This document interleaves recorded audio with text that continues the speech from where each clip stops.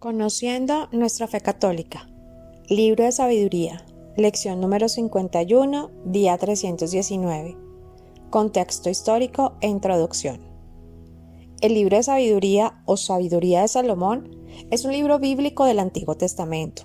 No está incluido en el Tanaj judío, hebreo, arameo, pero distintas facciones y expresiones del cristianismo histórico lo incluyen en sus Biblias entre los llamados deuterocanónicos, en tanto que los grupos protestantes y otros grupos cristianos lo excluyen de sus Biblias, así como a los otros deuterocanónicos, a los cuales consideran como apócrifos.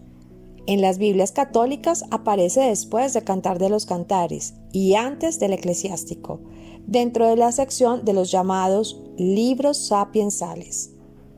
Registra un momento muy importante del diálogo entre el judaísmo y la cultura griega, evidenciando que el autor muy posiblemente sea un judío de Alejandría en Egipto, donde residía una fuerte comunidad judaica. De acá que esté marcado culturalmente por una sólida influencia helenística.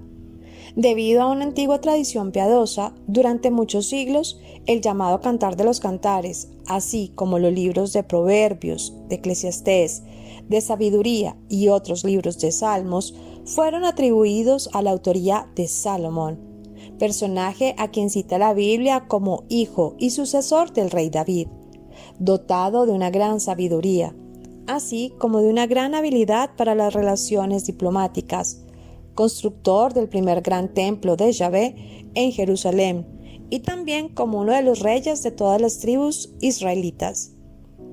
El autor de este libro ha sido un convencido israelita piadoso, profundo conocedor de los textos sagrados, la historia y las costumbres propias de su pueblo. Reproduce de forma muy fiel y minuciosa los usos y costumbres propios de la liturgia de los cultos paganos de la cultura egipcia, a los cuales reprueba y considera no actos religiosos, sino tan solo prácticas idolátricas supersticiosas. Está versado en la cultura alejandrina y parece ser, por consiguiente, un israelita de la diáspora, avecindado o residente en Alejandría. Y como tal, escribe en una lengua griega muy fluida, provista de cierto grado de elegancia. De lo anterior se desprende que, si el autor era alejandrino, la fecha del manuscrito no puede remontarse a ninguna fecha anterior a la fundación de la ciudad por el conquistador Alejandro Magno, en el año 330 a.C. Desde allí en adelante, la fecha exacta permanece sumida en el misterio, y no hay evidencia de que haya existido algún original hebreo o arameo que pudiese brindarnos mayores precisiones, sino tan solamente el texto griego. Los estudiosos han determinado que el libro fue escrito en pleno periodo helenístico, principalmente por la armonía que el autor evidencia entre la espiritualidad judía y la mentalidad griega. Aunque el autor del libro de la Sabiduría da muestras fehacientes de no haber asimilado de manera alguna profunda o substancial algún tipo de doctrina filosófica griega, sí se le observa, en cambio, utilizar en numerosas ocasiones términos habituales entre los estoicos y platónicos.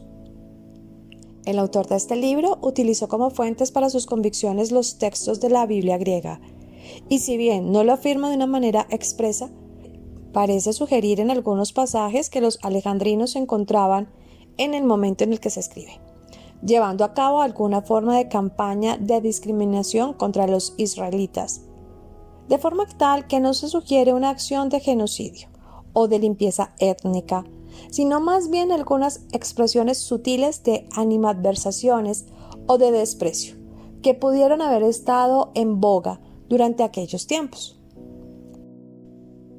Problemas de este tipo en Alejandría helénica realmente comenzaron durante el reinado de Ptolomeo VIII, y algunos historiadores manifiestan que pudieron haberse prolongado hasta los reinados de Ptolomeo XII o de Cleopatra VII. Si aceptamos esto, el libro fue compuesto en algún momento de los 140 años que van del año 170 a.C. al año 30 a.C. Exégetas católicos calculan que el periodo más probable para fechar el libro de la sabiduría se extiende entre los años 80 y 50 a.C.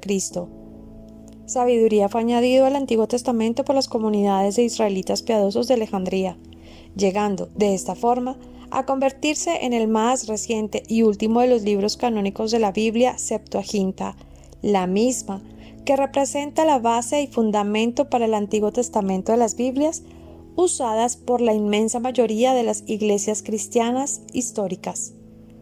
Validez teológica y canónica.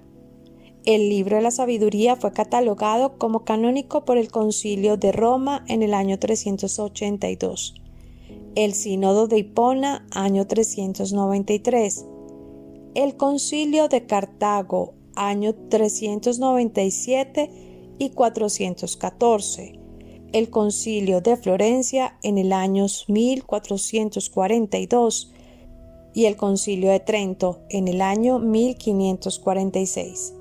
Forma parte integrante del canon de la Iglesia Católica y también de la Iglesia Ortodoxa.